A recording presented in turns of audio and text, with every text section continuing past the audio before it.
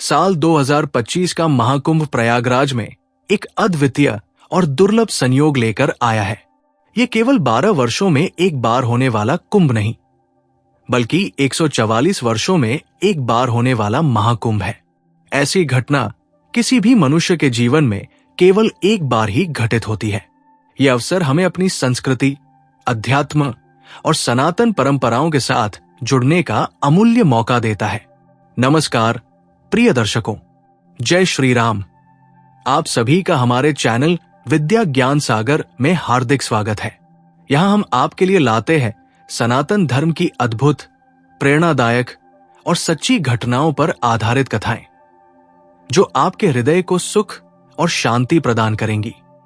आज की कथा आरंभ करने से पहले एक विनम्र निवेदन है।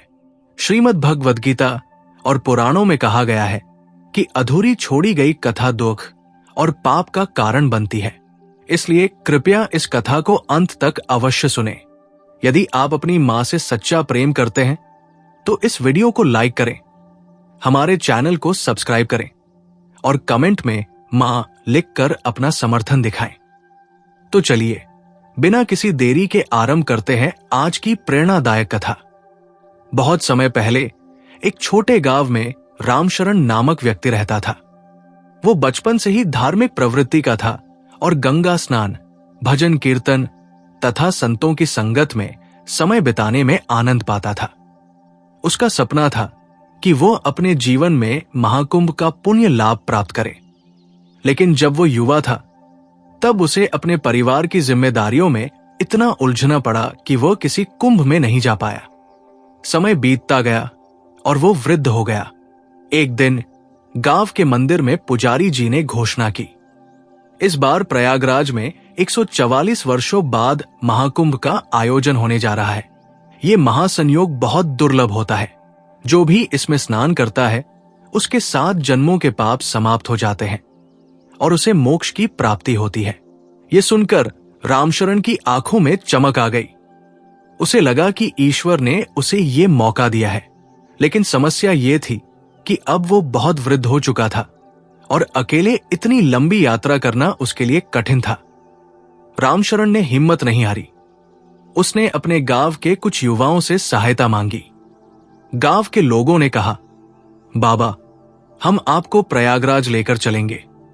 इतनी महान यात्रा में आपको अकेला नहीं छोड़ सकते। आखिरकार वो प्रयागराज के लिए निकल पड़ा। यात्रा कठिन थी, लेकिन उसके मन में एक ही संकल्प था, गंगा में स्नान करके अपने जीवन को धन्य बनाना। प्रयागराज पहुंचते ही उसने देखा कि संगम तट पर लाखों श्रद्धालुओं की भीड़ उमड़ पड़ी थी। दूर दूर से साधु संत आए थे। नागा साधुओं की टोलियां मंत्रोच्चारण कर रही थी और गंगा की लहरों में अद्भुत शांति थी। रामशरण ने गंगा में स्नान किया और उसकी आंखों से आंसू छलक पड़े। उसे महसूस हुआ कि उसके जीवन की सारी परेशानियां, सारे दुख इसी पवित्र जल में बह गए हैं।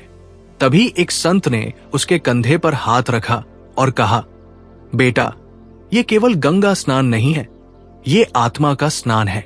तुम धन्य हो जो 144 वर्षों के बाद इस महासंयोग के साक्षी बने। रामशरण ने अपने जीवन में पहली बार इतनी शांति, आनंद और मुक्ति का अनुभव किया। उसने अपने गांव लौटकर सभी को यह प्रेरणा दी कि यदि कभी जीवन में ऐसा दुर्लभ अवसर मिले तो उसे हाथ से नहीं जाने देना चाहिए। इस कथा से हमें ये सीख मिलती है कि महाकुंभ केवल एक धार्मिक आयोजन नहीं, बल्कि एक दुर्लभ आध्यात्मिक यात्रा है। अगर आपके पास अवसर और साधन है तो आपको 2025 के महाकुंभ महासंयोग में अवश्य जाना चाहिए। ये अवसर दोबारा नहीं मिलेगा, क्योंकि 144 वर्षों के चक्र में अगला महाकुंभ 2169 में आएगा, जो किसी भी जीवित व्यक्ति के लिए संभव नहीं होगा। रामशरण अब अपने गांव लौट चुका था, लेकिन उसका हृदय अभी भी प्रयागराज के संगम की पवित्रता में डूबा हुआ था। उसके भीतर एक नई ऊर्जा और शांति का संचार हो गया था। उसने महाकुंभ में जो अनुभव किया वो केवल एक स्नान या धार्मिक अनुष्ठान नहीं था, बल्कि आत्मा की गहराई तक पहुंचने वाला एक अद्वितीय अनुभव था। गांव के लोग उसके चारों ओर एकत्र हो गए और उसकी यात्रा के बारे में जानने के लिए उत्सुक थे। रामशरण ने आंखें बंद की और धीरे धीरे कहना शुरू किया। जब मैं संगम तट पर पहुंचा तो वहां का वातावरण अद्भुत था। गंगा, यमुना और अदृश्य सरस्वती की पवित्र धाराएं मेरे चारों ओर बह रही थी। जैसे ही मैंने जल में डुबकी लगाई, मुझे ऐसा लगा जैसे मेरा पूरा अतीत इस जलधारा में बह गया। मैंने महसूस किया कि जीवन में जो भी दुख, क्लेश और मोह है, वे केवल हमारे मन के बंधन हैं। लोग मंत्रमुग्ध होकर रामशरण की बातें सुन रहे थे। एक युवक ने पूछा, बाबा, क्या सच में गंगा स्नान से पाप धुल जाते हैं? रामशरण मुस्कुराए और बोले, बेटा, ये केवल जल नहीं, बल्कि हमारे भीतर छिपे संस्कारों का शुद्धिकरण है। जब मन सच्चे भाव से गंगा को समर्पित हो जाता है तो केवल शरीर नहीं, आत्मा भी निर्मल हो जाती है। महाकुंभ के दौरान रामशरण को एक रात एक दिव्य स्वप्न आया। उसने देखा कि एक तेजस्वी संत उसके पास आकर कह रहे हैं, हे पुत्र, ये जीवन केवल भोग विलास और माया के लिए नहीं है। तुमने गंगा स्नान कर लिया, लेकिन असली स्नान तब होगा जब तुम अपने विचारों को भी निर्मल करोगे। सत्य, अहिंसा और परोपकार की राह पर चलो, यही असली मोक्ष है। सुबह जब वो जागा तो उसका हृदय भक्ति और सत्य के प्रकाश से आलोकित हो चुका था। गांव लौटने के बाद रामशरण ने केवल अपनी कथा सुनाने तक खुद को सीमित नहीं रखा, बल्कि उसने गांव में एक धर्मशाला और एक गौशाला की स्थापना की, जहां यात्री और गरीब लोग शरण ले सकते थे।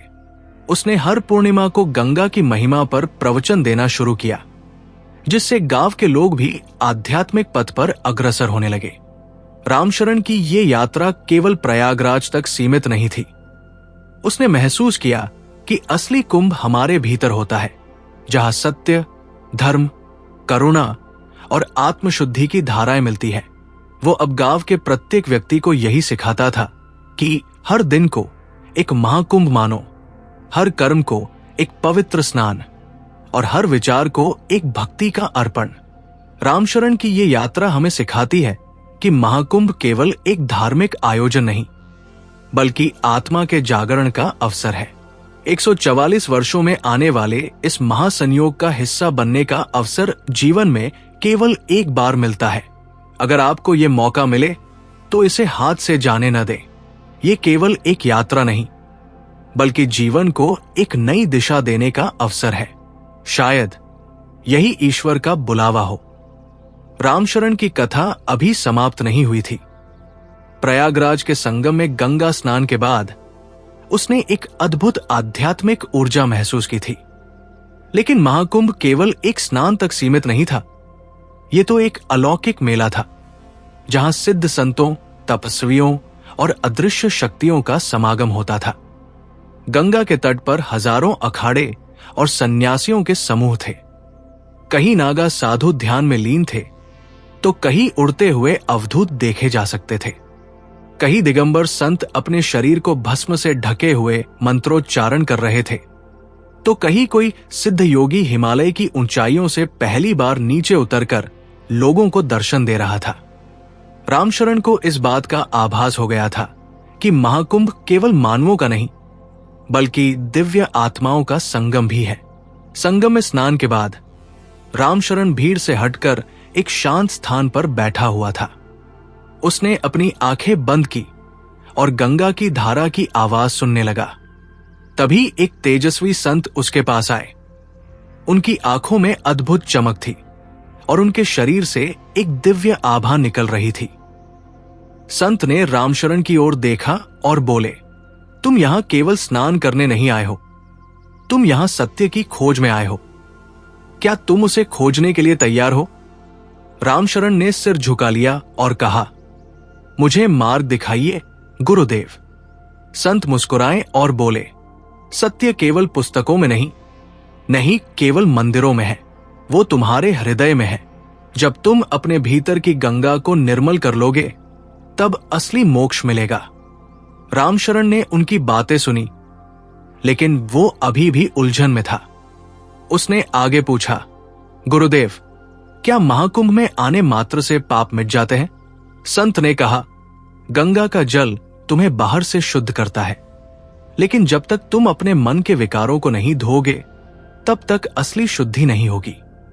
पाप कर्मों से नहीं, विचारों से भी होते हैं। यदि तुमने किसी को दुखी किया है तो वह भी पाप है। यदि तुमने किसी के प्रति दुर्भावना रखी है तो वह भी पाप है। रामशरण को अब धीरे धीरे समझ आने लगा कि महाकुंभ केवल बाहरी स्नान का अवसर नहीं है, बल्कि ये आत्मशुद्धि की प्रक्रिया भी है। महाकुंभ में कई अलौकिक घटनाएं घटती हैं, जिन्हें विज्ञान भी नहीं समझ सकता। रामशरण ने स्वयं कुछ चमत्कार देखे। एक दिन संगम के तट पर भारी भीड़ जमा थी। रामशरण ने जब वहां जाकर देखा तो उसकी आंखें विस्मय से फैल गई। एक योगी जल पर चल रहे थे। वे संगम के गहरे जल में डूबे बिना आगे बढ़ रहे थे, मानो उनका शरीर जल से हल्का हो गया हो। लोगों ने इसे योग शक्ति का चमत्कार माना।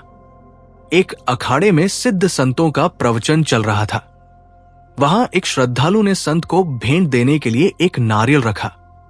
संत ने अपनी आंखें बंद की और धीरे धीरे मंत्रोच्चार करने लगे। कुछ ही क्षणों में नारियल सफेद भस्म में बदल गया। लोग ये देखकर दंग रह गए। ये केवल एक चमत्कार नहीं, बल्कि एक संकेत था। ये संसार भी इसी तरह एक दिन भस्म हो जाएगा, इसलिए अहंकार मत करो। रामशरण जब एक स्थान पर ध्यान कर रहा था, तब अचानक उसे अपने माथे पर कुछ बूंदें महसूस हुई। जब उसने ऊपर देखा तो कोई बादल नहीं था। ये अनुभव कई और श्रद्धालुओं को भी हुआ। कुछ संतों ने इसे अमृत की बूंदें बताया, जो केवल पुण्यात्माओं पर बरसती है। इन सभी अलौकिक घटनाओं ने रामशरण के मन को पूरी तरह बदल दिया। उसने समझ लिया कि महाकुंभ में आकर केवल शरीर का नहीं, बल्कि आत्मा का भी स्नान करना जरूरी है। संत के वचन उसके मन में गूंज रहे थे। सत्य की खोज बाहर नहीं, अपने भीतर करो। यही असली कुंभ है। रामशरण ने उस दिन संकल्प लिया कि वो अपने जीवन को केवल सांसारिक सुखों में नहीं गवाएगा, बल्कि सेवा, ध्यान और साधना में लगाएगा। उसने संत के चरणों में प्रणाम किया और एक नया जीवन शुरू करने का निश्चय किया। रामशरण की ये यात्रा हमें सिखाती है कि महाकुंभ केवल एक तीर्थ यात्रा नहीं, बल्कि आत्मा के उत्थान का अवसर है। 144 वर्षों के बाद ऐसा महासंयोग आया है। ये मौका जीवन में फिर कभी नहीं मिलेगा। यदि आपको अवसर मिले तो इस दिव्य कुंभ में अवश्य जाएं और अपने भीतर की गंगा को निर्मल करें, क्योंकि स्नान केवल शरीर का नहीं, आत्मा का भी होना चाहिए। आदरणीय श्रोताओं, अगर इस कथा ने आपको प्रेरित किया हो तो कृपया इसे लाइक और शेयर करना न भूलें। आपके विचार हमारे लिए अमूल्य हैं, इसलिए अपनी प्रतिक्रिया कमेंट बॉक्स में जरूर लिखें। जय श्री कृष्णा के माध्यम से अपने श्रद्धा भाव व्यक्त करें। आपका सहयोग और समर्थन हमें आगे